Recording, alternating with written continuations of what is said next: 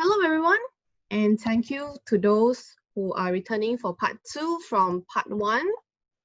And welcome to all those who are joining us for the first time today. I'm Sherry. And if this is your first time joining us, we are going to talk about psychology, the majors and the study pathway. And if you're interested in psychology, this webinar is definitely for you. All right, once again, thank you for joining us today. Study psychology, okay more. And just a little housekeeping before we get started. If you have any question during the presentation, please don't be shy and you can just pop your question in to the Q&A box anytime, and we'll have a session to clear your doubt. Also, we are going to have a quiz at the end of this session, and the winners and those who ask the best question throughout the Q&A session will be picked and be awarded with the 20 ringgit food voucher. All right. And if you need to be away for toilet breaks or whatever, just go ahead. A recorded version of this webinar will be available. And for those who just joined us right now, welcome again. And without further ado, we will turn the time over to Manyu. And Manyu, would you like to do a short intro of yourself? All right. Good afternoon, everyone. For those who came back from last week's, welcome back. And then for those who just entered for the first session today, welcome again. I'm Manyu. I'm basically a graduate from psychology degree, and then after that, I actually studied a master's in counseling, and then after that, I actually worked as a counselor for 2 years prior to returning here with Malaysia as a yeah. All right, thank you, Manyu. And would you like to tell us what you're going to share with us today? Okay, so last week I spoke about general overview of psychology. So this week I'll touch more in depth about it. So I'll talk about the majors field in psychology, like what are the majors that you can study in psychology, and then what are the clinical and non-clinical component of psychology, and then the most important and also interesting part, the qualification and the accreditation process to register yourself as a psychologist, and what are the future career, and also what are the future demands of psychology in different countries. So these are the main stuff I will be touching today into this agenda. Okay, great. So this agenda actually touched a lot on the aspect that people ask, like most of the question that people asked from last week.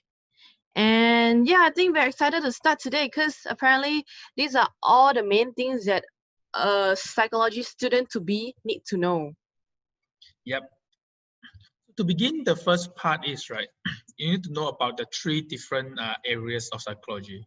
Okay, so I break it down to 3 different circles. So if you look into the blue circle, right, if you look into the names here, abnormal, biopsych, health, forensic, and neuropsychology, some of the names are actually bio and neuro, right? It sounds very scientific, right?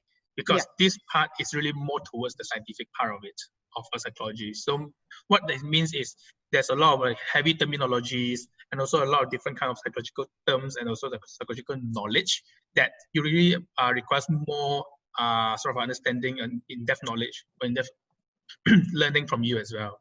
So then the orange one is where you look at this child's counseling, cognitive, a few here and there. It's more towards like a hands-on practice kind of thing. It's like it's still going to be scientific in some ways, but it's less heavy in that case. So this is a more easier to sort of understand kind of a theory. And then so the last one is different. So mainly the terms for the orange color compared to the blue ones. The orange color one may be more towards what we might face every day as a normal human being. Then the blue one is more scientific, where there's a lot of like medical terms or not the very general terms that we will use in daily lives. Correct. So that's more scientific in the blue circle. Okay, I see. All right. Yeah. And then I'll go next first to explain about the clinical and non-clinical part of psychology or components.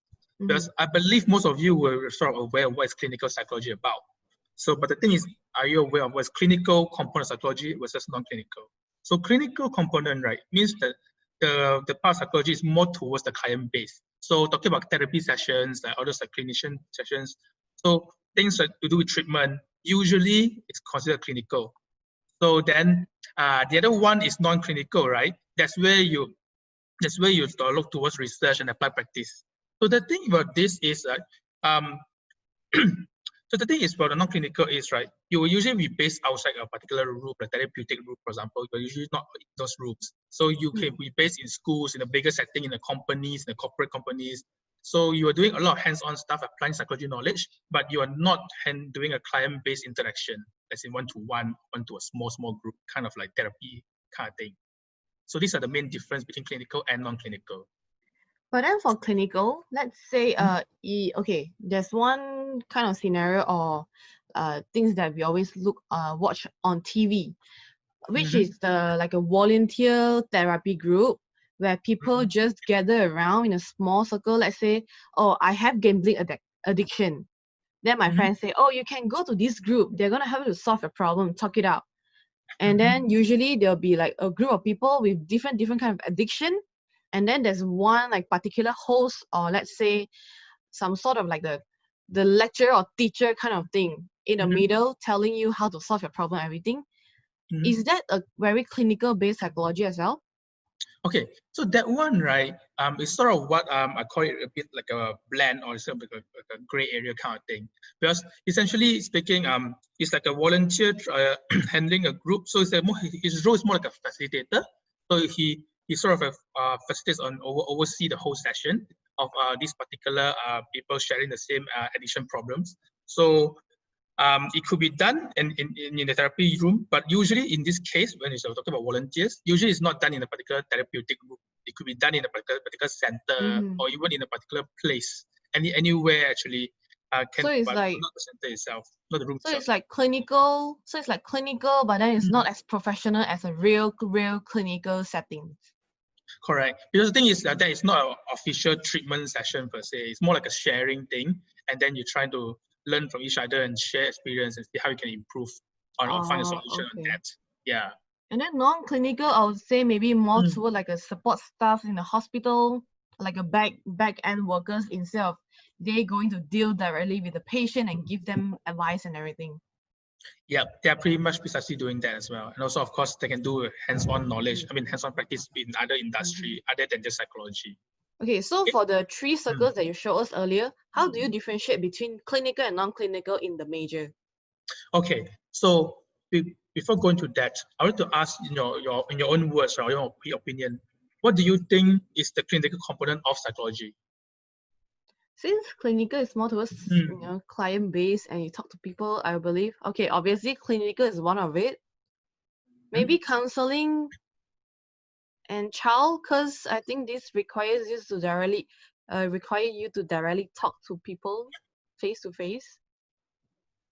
Okay, so the thing is, the answer to that, you have 2 correct, which is the clinical and counseling.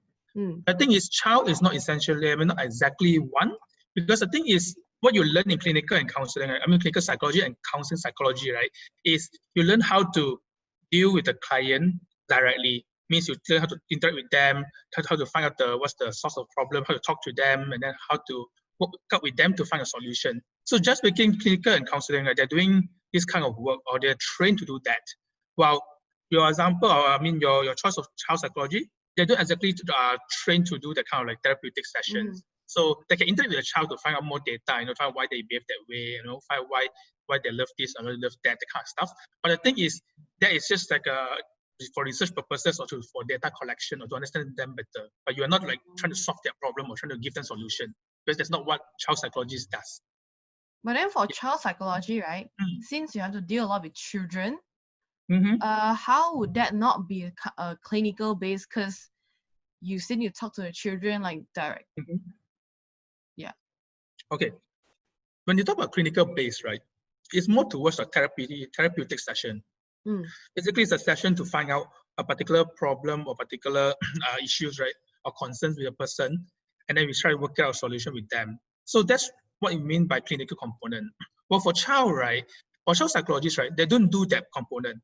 They can do all the research part, they can do all the behind the scenes part to get the data and stuff, or for other purposes, right? But they're not doing therapies because they're not trained to do therapies, or they're not licensed to do that as well. Even though if they know, but officially they can't do it because they don't have clinical or counseling component in the child psychology master's degree.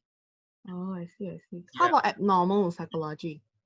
Okay, so abnormal psychology, when you talk about it, I guess most of you roughly get it, get it that you're talking about abnormal mental health of a particular person. So abnormal psychology, you learn a lot about mental health disorders or issues. So the general ones like depression, mood disorders, anxiety disorders, or even fear of something. So those are the disorders that you may have heard of or even seen from some people around you. So this is what you learn in abnormal psychology. You learn about all of this, but the thing is, you are not trained to counsel or sort of like to handle a therapy session of this kind of clients. So you Basically, only learn the knowledge part. so basically they just study why do these kind of people behave like this, what is going Correct. on with their inside them, but then they are not trained to help them to solve the problem. That one we need to leave it to clinical counselor, clinical psychologists. Correct. Okay. All right, just now, right, you said applied and professional psychology are a little bit different than these two. How do they differ? Okay. So the thing is, right, for applied and professional psychology, right, we call it under a new circle called non-specific psychology. Or actually, if you want to call it another way, it's general psychology. So these two are used interchangeably as well. And then if you see here, applied and professional psychology. So basically, it depends on the country. They use this term differently. So they essentially meant the same thing. So for those students, right, who are unsure what they want to like focus on in the masters, but they want to be a registered psychologist, right? They will take this applied or professional psychology. So they can be a general psychologist, as in they learn about all these other fields, but then they're not master of anything. So they're jack of all trades, master of none. And also another kind of student is they just don't want to focus on a particular area. They just want to be a psychologist, but they don't want to be a cognitive psychologist or social or clinical, for example. They can just take this one of these degrees, and then they can be a registered general psychologist. So that's these how this two, works. they know a little bit of everything, but then they are not specialized in the one like a focus area. Like they know everything, a little bit of everything, and then maybe they give consultation to other psychologists about, oh, how do you do this and that. Correct. Okay, how about the study route for this? Are they the same? Okay, so study route, right? If you look into it, right, they're actually quite different routes to become a psychology. Okay, and also depends country is also a bit slightly different to the process. Okay, but generally speaking, you have these 4 steps. So first step, you have to study bachelor degree first, whether it's the last I mentioned, bachelor of arts science, or bachelor of arts psychology, or bachelor of science psychology, either one of that, and then you must continue to masters. So masters can be like earlier, can be one of the focus areas, the abnormal, clinical, or counseling psychologist, or you take the applied or general psychology, applied or professional psychology. That's the general pathway. So after you complete this, there's no shortcut to just complete either one of these and then jump to becoming a psychologist. Because the route is step 1, 2, and then 3. You must go through this provisional area in your general, which is the applied or professional psychology, or the focus area, which is the internship and supervised practice for 1 to 2 years, depending on the course and country. And then only you can actually apply for the license to be a registered psychologist. So for psychology, you have to work before you get the accreditation. Correct. It's a bit different than engineering, because engineering, after you've done the masters and you finish all the exams, you'll be accredited. Like automatically. You don't have to accumulate your work hours. Yes. So the psychology work component, the hours is very important. Because I think this is why people want to make sure that, oh, he already practiced enough so that they can move towards like a more higher level. Correct. Okay. So the next thing is I'll go through the breakdown of different countries and also basically the different structure of how you can get to become a psychologist. Okay, so in general, you look at this, you see Malaysia, UK, Australia, New Zealand. These are the 4 common areas or 4 common countries, destination people will go for to study psychology. So looking at the structure, you can see that's quite different here. Like Australia, New Zealand, the undergraduate is 4 years, while Malaysia and UK, the undergraduate is 3 years. So these ones are, okay, I'll continue as well for the postgraduate as well. Because postgraduate, you see, Malaysia 2 years, UK 1 year, the other 2 also 2 years. So basically this whole structure, right, is actually sort of created by the psychology board of the particular country. So there's no particular like main explanation why one is 3 years, why one is 4 years, why certain one is 1 year, because it's actually created by the board, and then the board prefers it to be that way. So that's how they structure it that way. So that's what depends which country you go for. It's a different kind of qualification and the duration. Okay, and then the next part is you will talk about this professional part, which is the work experience or the internship. So if you look into Australia, New Zealand, and Malaysia, right? Generally speaking, you have general and focus area. So it depends on which degree you study. It can be the general or the focus area. Well, for UK, whichever you're going for, except for clinical psychology, that one you have a particular different board for that. I'll explain that after this. But in general, after you complete masters, you complete the internship, you will only get a general psychologist degree. Sorry, general psychologist title. So you are a psychologist. So that's essentially how it works for this whole accreditation thing. Okay. So for the general area, okay, in UK for the general area, no matter what kind of major you focus in, you still get a title of psychologist only. But then it's up to you whether if you want to put your title, like say abnormal psychologist. Correct. As long as you study in that particular specialist area, right? You can put your title there, abnormal psychologist, child psychologist. So for other countries, they will give you the title based on what you study.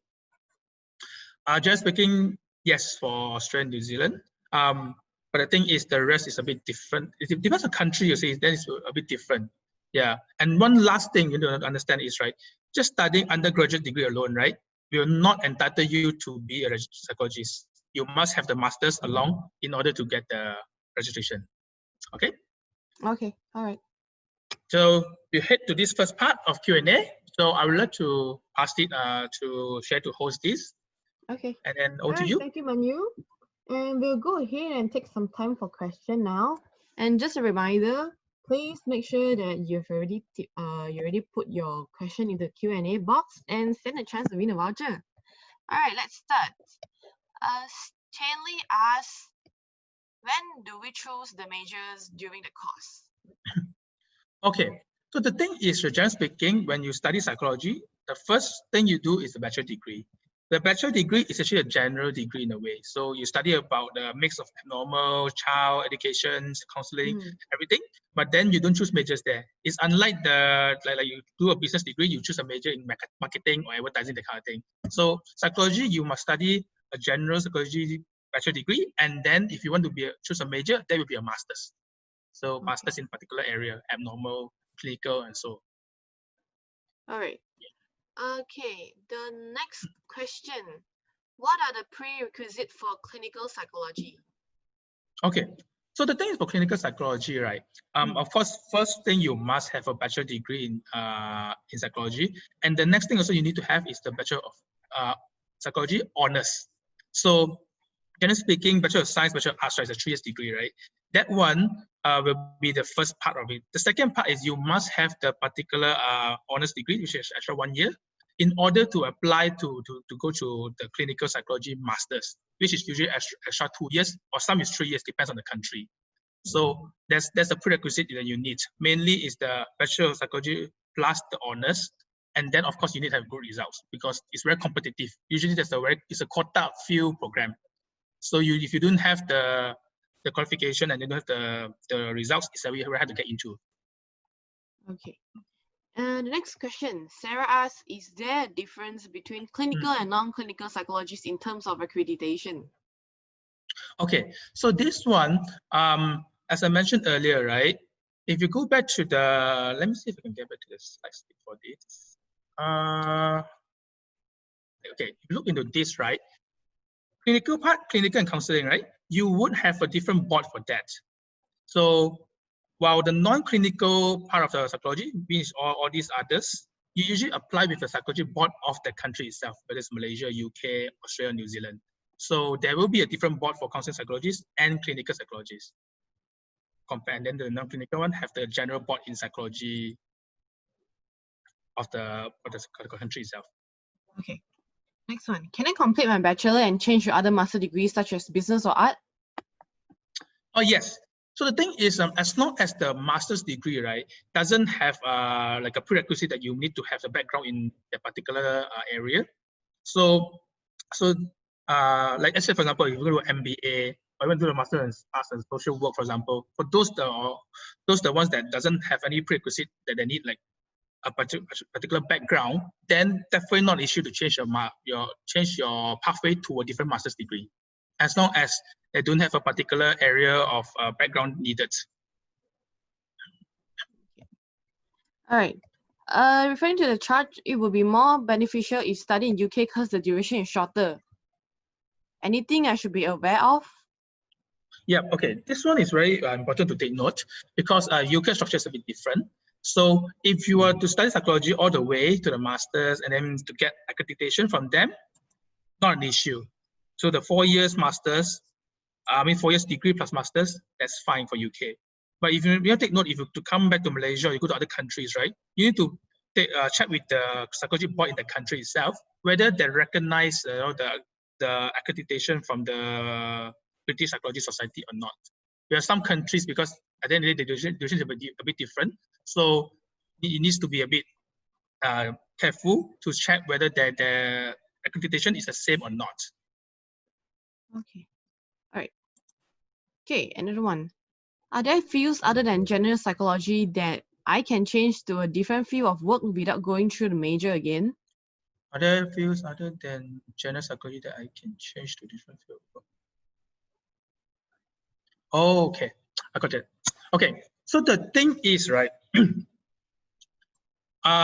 if you actually completed a psychology degree, a bachelor degree, and then if you completed a master's in applied or professional psychology, right, then if you really want to go to a different area, then it would be a bit hard to specialize in a particular area without going through taking a master's in the area itself. Yeah, and even if let's say you only completed a bachelor degree with no master's degree, right? So you are not an accredited psychologist, right? So what happened is, right, you can go into other areas and then choose not to take the majors, as in not to study the masters. But the issue is you will have a limitations in the sense that your job scope, right? You may only can do until up to a certain level. Let's say, for example, the assistant child psychologist, for example, because you are not a child psychologist, so you didn't have the masters in child psychology. So the thing is, what you can do, you can work in the area, you can be like sort of behind the scenes or work in the background, but you cannot be the ones, the forefront person to talk to the person, people to come with the programs and stuff like that. So this is the limitation you have. You can work, but then there's a certain position that you work to. All right. Can you explain what is biopsychology? Okay, so like I mentioned earlier, so biopsychology is one of the, like in the blue circle, right? It's a bit more scientific, right? So biopsychology basically is biology plus psychology. So it's about talking about our body reaction, how our mental health affects our body. So stress levels, for example, how does our what we think, what we do affects our stress level, depression level. So this is basically biopsychology. It links your mental health with your body reaction, how your body reacts to it. Okay. Another one. What if I graduated overseas, but I didn't get my accreditation there? Can I work in Malaysia as a psychologist? Okay, so this one is very important that you check with the Malaysian Psychology Society, right, or the board, right, whether they can accept that. Because usually the case is the general requirement is you need to study bachelor plus the masters, and then you can get, of course, you must get the work experience done. The work experience internship is a compulsory component. If you don't have that, right, even though you come back to Malaysia, you cannot be a psychologist. So you still need to come back and then you check with them on how you want to get the internship or work experience done. Then you can see how you can go towards the psychology registration. So you make sure you get that done. Okay. All right, I think we are almost we are done with the question, and those that we didn't answer live, we actually already answered you through the question box, so you can just get your answer there because of time constraint. And okay, Manu, let's choose one best question for this session. So many questions. I guess the best one I would say would be are there fields other than general psychology that I can change to different field of work without going through major again? That would be the best Alright, question. seems like Jonathan is our lucky one for this one. Okay. Alright, Jonathan, our counselor will be in touch with you and you can liaise with them after that. Alright. Okay, congratulations, Jonathan. Okay, I think we covered all the questions for part 1, and I think we can move on. Okay. So for the second part of it, right, I'll be talking more towards the career industries. Okay. So essentially speaking, right, what you want to do after you got a psychology degree, right? Then you have to think about what the pathway available. So first thing first, right? If you look back to this slide, right? If you study in any of these areas, right? Generally speaking, your focus should be in this area as well. Of course, you can deviate from it if you want to, but if you're a specialist in the area, that's what you're going for. But these two is a general area. So if you say these two, or even graduate with a bachelor degree without a master's, you can end up in any of these fields, or even more in these 10 fields. So you can see the ranges from human resource, technology, education, even design, and also law as well. So the thing is, as long as there's an interaction, with human involved in the job, then definitely you can apply psychology in there. So you can work in any of this industry when you have studied psychology in that sense. Yeah. Okay, I can see actually since psychology, people might think, oh, psychology, I can only counsel people. Apparently, there are so many different kind of fields that they can go into. And I think the future is pretty much around like everywhere. So I don't think they have to worry, oh, I have no job. Oh my God, my future is gone or something like that. Correct. Yeah, and also I think, okay, since there's so many career industry that they can go into, what kind of position that they can work in? Okay, so the thing is, now you have looked into the general view of where you can go to, right? So next thing is to see what kind of jobs you can sort of work as. So I'll give you interesting ones like PR specialist, coach trainer, talent management, recruitment, and even social media manager. So if you look into these four, right, and actually most of them, you see it's a lot to do with interaction with human. So directly or indirectly. So what do I mean by directly is like coach trainer, talents, PR specialists, these are all pretty much directly with the people. What about social media manager? So that one it's a bit different because that one is a very indirect approach where you actually still interact with people, but through social media such as Facebook, Instagram, Twitter, or so. I think Yeah. anyhow, social media manager or even people who works in social media or marketing, they have to understand the preference of the target audience so that they can come up with the best product or best strategies to win their heart. So Correct. somehow they are also playing with psychology because this is how you interact with human indirectly so that you can capture their heart, right? Correct. Yeah. This is why psychology is All very right. So important. yeah, there's so many possibilities. So when people say, "Oh, psychology and no future," I don't think so because there's actually a lot. Yep. Mm-hmm. So the thing is, right, after that, now you think these are the jobs you know, or these are the jobs, the area you can test. So what are the prospects? Okay. So the prospects here I'm going to focus on, right? This will be just the psychologist part. Of course, you're talking about the non-clinical part, like you go to like earlier the workforce HR and stuff. Those are different because those are not covered in this part. Because this part I'm talking about the psychology as in the masters, the specialist itself. Okay. So you look into this, right? Weekly pay is pretty good. It's in Australia. So 1 year is about 50,000+. And then you see the growth rate is very strong. And then you look at the unemployment, at the moment it says unavailable because generally speaking, especially at this day and age, right, with this COVID, right, is even more important. I mean, their role of psychologists is even more important now. So you can see that's why you can see, okay, skill level is very high as well. Of course, you need to be very specialized in what you're doing. So you can see the growth is actually ongoing. I mean, and it will only improve even more. Yeah. Okay. Okay. And then the thing is, right, after you see Australia, now I'm going to the next one, New Zealand. If you look into this, income is above average. Of course, fees is a bit expensive, but that's because it's a specialist degree. But the good thing is you see job prospects is very high, almost towards the maximum already. So you look at projected increase, right, from 2006 all the way to 2028, right, it's going to be increasing. And like I said earlier, it will only increase more. Okay? And then now we look at the UK. Okay, UK is a bit interesting because see what they give the stats is more than 50%, basically 56%, people are employed already after the graduate for psychology degree, 6 months after. And then 22% more or 23% further study into the master's or PhD. And then you have some who's actually working and studying as well as a part-time student. And then now we see where they are working at. So the thing is, you see, it ranges very different areas: retail, catering, you see health, legal, even business field, and also a lot other field as well, even F&B and stuff like that. So this is the good range of a kind of a good example of range, right, of what you can do with a psychology degree. It's just not in the psychology area itself. It ranges a lot of different areas. Yeah, I think as long as it has something to do with humans, they can go into it, because all this type of work, you can definitely see they have a lot of things to do with human and human in real life. Right. Okay. All Yeah. right. So the thing is, right, we're going to see, we go come back to Malaysia, because that one's for Australia, New Zealand, and UK. Yeah. So looking back to Malaysia, right, if you look at these three combined stats, right, it's telling us that we are actually lacking psychologists, clinical psychologists, and also counselors, right, to sort of assist the population of the country.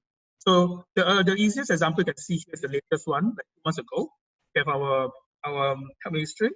So counselor ratio is 1 to 50,000 population now.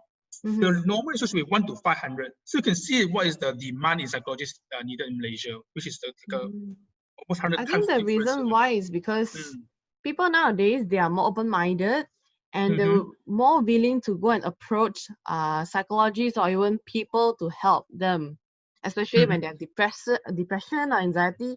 They actually admit that they have problem, instead of like people last time, they'll be like, let's say I'll be like, oh, I think you are kind of depressed, I think you should get help. They'll be like, siao ah, I'm not crazy, I got no problem. They tend to refuse to admit that they actually have problem inside, when people around them already know that, oh, they definitely need help. But then I think because of the culture, and also the culture and the practice last time, they don't usually do this. They find it embarrassing. But then people nowadays, they are more open-minded. They encourage people to get help, and also they will suggest you, oh, you should go to these psychologists, and he's really, really good. Yeah, so I don't think psychology is no longer like a very niche market. Instead, the demand and the career growth are actually there. Yeah, and it's going to be a growing prospect moving on. Yeah. And I'm very curious, right? Since now we are in the pandemic and we cannot go out, how do psychologists work? Do they work online? Because psychology is all about human to human, and we have been told, oh, you should keep a social distancing, or else you're gonna fine you for 1,000 ringgit. How do they work right now? Okay, so the good thing about the question is coincident with what I will say in the next slide as well. So what I want to touch now is, right, is basically talking about psychology and how technology can be used to improve, the elements of how we can deliver or treatments or improve what we're going to do with psychology.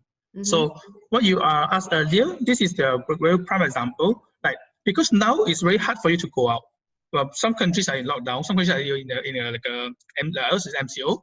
So all different different kind of restrictions. So, and also you're also quite worried that if you go out to meet someone, will you be you're exposing yourself to a chance or the risk getting True. the And I virus. think people are kind of afraid that someone, then psychology, depression, some more. Correct.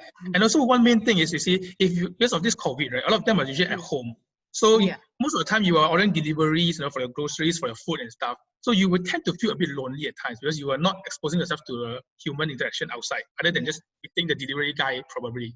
I think even meeting the food panda guy or the Grab food, they'll be very excited because it's been 3 months since I meet someone, and there's actually people in front of me. It is. Yeah, that's why the thing is, why they created this online therapy. Actually, it's not created. It has been there for a long time. Just that now it's more prevalent, more common, because you have someone to talk to. Like you said, now people are more open to sharing the issues with counselors or psychologists. So the thing is, with this online therapy, enables them to do the same thing. Instead of traditional way of meeting face to face, they do it online virtually. So you're using technology to improve that part of therapy. So I think it's a very good thing that people are more acceptable to do this kind of form of therapy now, and because they can't really go out because of these restrictions and everything, or the health concern. And also, right, since technology is like a booster to psychology nowadays, do they have anything special, like special equipment or devices to help with it? Okay, so the thing is, other than the online therapy, where you should use a PC or your phone, the next thing is you can see is the VR or even AR in the for some people who understand what augmented reality. So the thing with VR, right? Generally speaking, this is not a very new thing, but this has been done for quite a few years now. But just that this will be even more sort of focused or sort of like promoted in the future. Because the thing is, this VR can you be used as a treatment for various disorders, whether it's an anxiety disorder, like mentioned here, PTSD, substance abuse, or even like fear. For this example, it's like fear of spider. So they simulate the situation for you to slowly expose the spider to eventually build a tolerance that you are not scared of spider anymore. So this is how the VR could be helped in the I think psychology. last time people used to think that VR might damage our brain. But then I think VR is a thing right now because even PlayStation, Xbox, and even YouTube has like VR options. Correct. Okay, another Yeah. thing for when it comes to technology nowadays, people Mhm. always talk about AI. Yep. And they always say, oh, AI is the future world. AI is gonna replace human. What do you think? What do you think about this? Okay, so how I see this is AI will only sort of improve psychology in the sense that, especially if you use in the therapy format, right, a form, right, you can create an AI, you know, that can sort of like understand your problems, you know, give you sort of like a not solution, but give you sort of like a way to work around. But the thing is with AI, right, because in the day it's like a robot kind of thing. So you are talking to a particular robot can respond to ABC of what you said. But the problem is you cannot feel the emotion from AI. So the thing is, you don't know if the AI is feeling sad or happy or confused about your situation because they just can't show it because they're not programmed to show emotion. True. So this is the thing is with therapies, genuine interaction is usually needed, like observation, the emotion, expression, all these are very important. So I would say AI cannot replace that part, but they can use to improvise or improve. Like make the overall experience better. Yes. Yeah, I think so. So psychologists, you don't have to worry because we still need human to human interaction. So I don't think AI is gonna replace you in the future. Correct. Yeah. This is very, very important to know. Okay. Yeah. All right. Okay. So then the next thing, we'll go to this Q&A part 2, and I'll pass it to Sherry to host this. Okay. Thank you, Manu. And here comes another session of Q&A. And let's see. All right, okay, just a reminder, make sure you put your question into the box. You're gonna have 20 ringgit of Grab voucher waiting for you. Okay, don't be shy and stand a chance to win this voucher. All right. Okay. One question. What happens if I study locally, then move over to other countries for master? What should I be aware of? Okay, so if you study locally, right, take note that our local degree are usually 3 years. Okay, so if you study in Australia and New Zealand, right, you look at the degree structure earlier, it's 4 years. So what happened is, right, they will need an equivalent of 4 years studies before you can move to masters. So that means you have to take an honors years, whether you take it locally here in Malaysia or you take it in their country itself, the honors year. Otherwise, you cannot apply for masters because their prerequisite is you must have the honors. So it means a 4 years degree, and then you meet the entry requirement, then you go to the masters. So if you study locally, you must take note of that because not all countries can accept the 3 years and then you can go master straight away. So you need to check with the requirement of the university and the country itself before you apply for it. Okay. If I'm a registered psychologist in Australia and decided to move to New Zealand or UK, can I do that? Okay, so if you're a registered psychologist in Australia, right, and you just move to New Zealand or UK, right? Okay, moving to New Zealand, not an issue. Because Australia, New Zealand, their board they share sort of a similar kind of a requirement. I mean, there are a bit differences in how they categorize psychologists, but their boards are work hand in hand together. So usually that's not an issue when you move over between these two countries. But if you move to UK, right, you have to check with the British Psychology Society, right, on how your registration can be brought over to UK, whether you need to take extra exam or not, or you can just work in the UK with the registration of a psychologist in Australia. Because you need to make sure that you meet the criteria. Otherwise, if you work without meeting the criteria and get a membership there, then it's considered illegal. Yeah, illegal psychologist in the sense in the country itself. Okay. All right. out of curiosity, does psychology has any relations with hypnotherapy? Okay, this one is very interesting. But the thing is, hypnotherapy is the word said therapy. So people will associate it with like psychology. But essentially speaking, in any areas I mentioned earlier, in the focus areas, or even in the basic bachelor degree, right? You don't study anything about hypnotherapy or hypnosis. Okay, so that if you really want to know about that, right? It's an additional knowledge thing, and of course there are like sort of short courses like certificate course to take for those. But psychology doesn't teach you how to do or conduct hypnotherapy, because that one is a different therapy by itself, and it's not just psychological component in there. Actually, there's more than psychological component involved in hypnotherapy, because you need to be really specialized in the area to actually do this therapy. Because if anything goes wrong with hypnosis, right, it could leave a particular bad effect for the client in the future. So you must be a trained hypnotherapist to do that. Okay. All right. Generally, who will be the customer for clinical psychologists? Okay. So the thing is, because clinical psychologists, right, it's actually more like a mix or blend of abnormal psychology plus counseling psychology. So what they do is they usually handle or meet clients, right, who actually have like a mental health disorders. Whether it's like a severe version or the mild version, or just like a basic diagnosis, that they may have the depression, for example. So these are one of examples of clients that they will talk to or meet day to day. Yeah, but the thing is, they are not just talking to a normal person like who has no issues, like just like have like a friend issue or family issue kind of thing. So their job, right, is above that. So they usually get referral clients from doctors or counselors, right? That these clients have a particular mood disorder, anxiety disorder, or depression. Then they will work with them to sort of work out on the solution. So these are the people that they usually meet. Okay, thank you. Okay, next one. What's the difference between psychologists and psychiatrists? Do they work together? Okay, this one is a very important thing to take note, because psychologists and psychiatrists, right? I would say psychiatrists, but it's easier to understand that way. Because psychiatrists, right, generally speaking, right, they are in a way like a doctor, because they can prescribe medicine, so or drugs. So the thing is that, let's say you're dealing with a depressed client, right? So what happens is, let's say you want to give a drug, an antidepressant drug, for example, psychiatrists can do that, but psychologists cannot do that. Even clinical psychologists cannot do that, because they're not entitled to do it. Why so? Is because psychiatrists, they are trained, in a way they are trained doctor, because they need to study medicine degree, while psychologists don't need to study medicine degree or medical degree. So that's why psychiatrist route, right, is longer. It could take like 6 to 9 years, depends on how long is your journey to study that. While psychologists is usually only like 4 to 5, 6 years. So that's why they're different, but they do work together.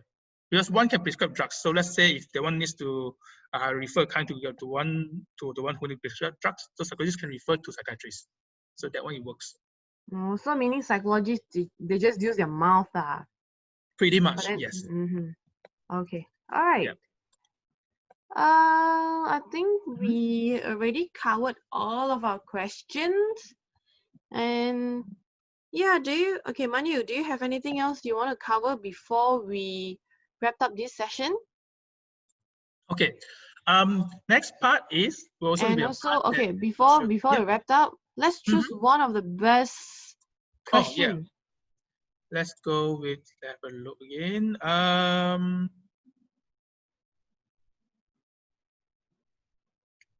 would say I would choose the, what if I'm a registered psychologist in Australia and then decide to move to New Zealand, UK? Can I do so? That is actually a very good question to ask.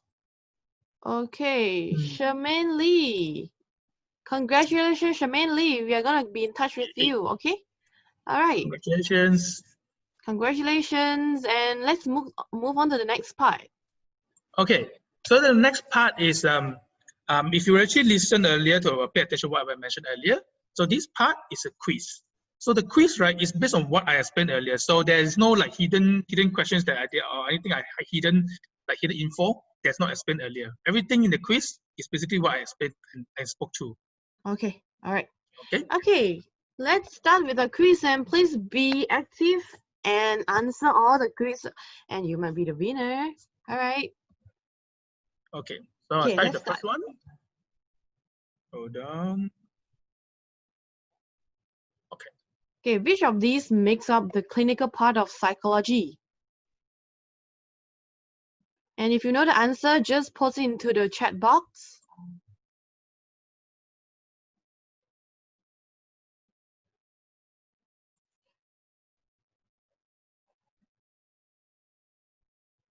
All right, looks like we have our winner,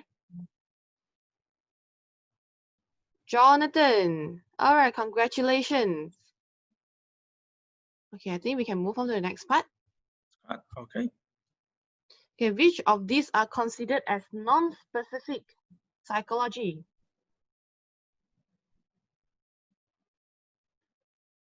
Okay, we have another winners, Lois Tan. Congratulations. And the third question. Okay, which countries utilize 3 years course structures for their psychology undergraduate degree?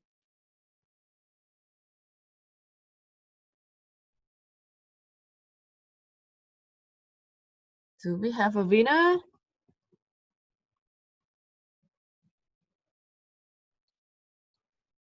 Wait. A moment, there's like an internet connection. Okay.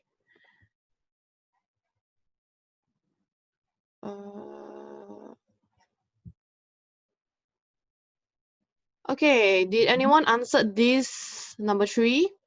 Try again. Because I think the chat box is a little laggy.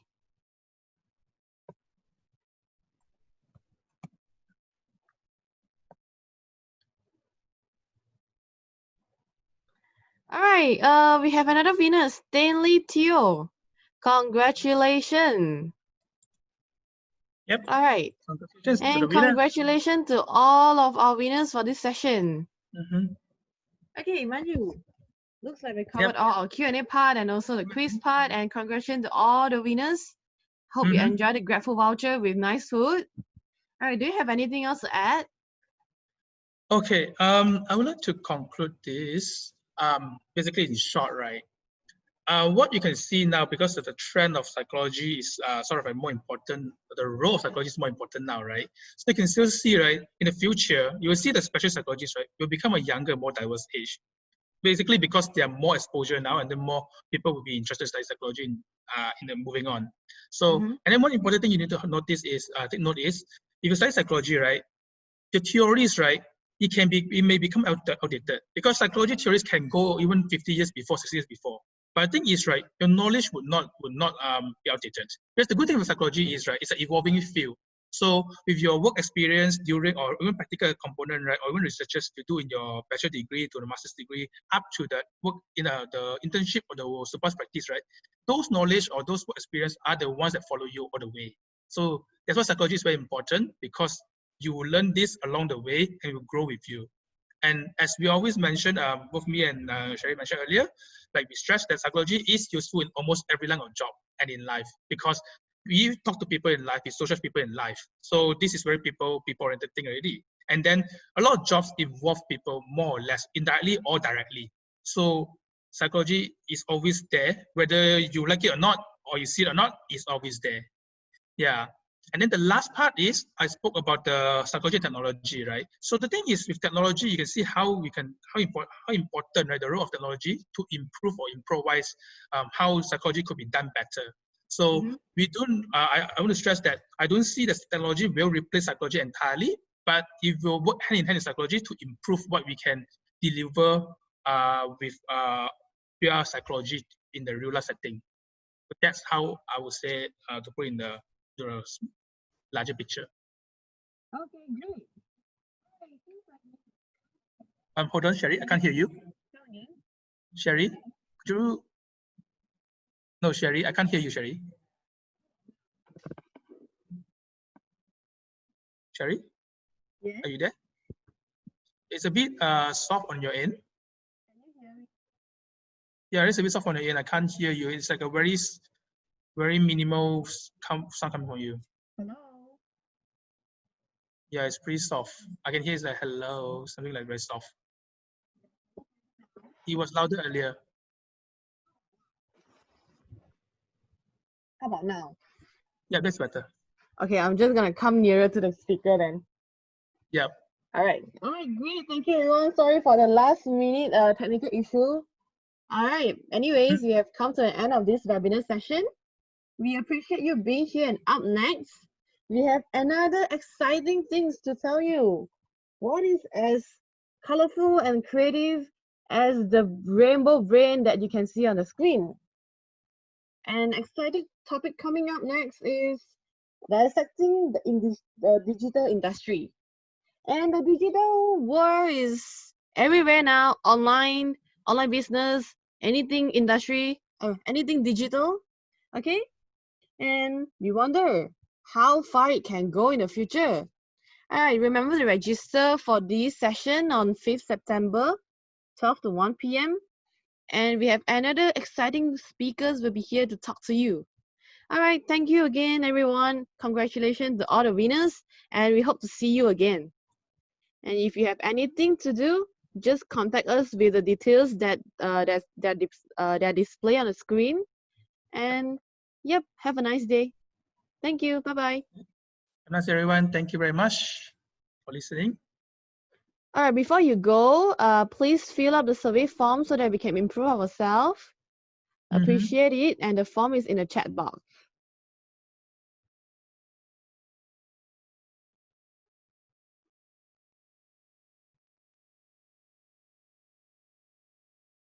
All right, see you guys. Bye.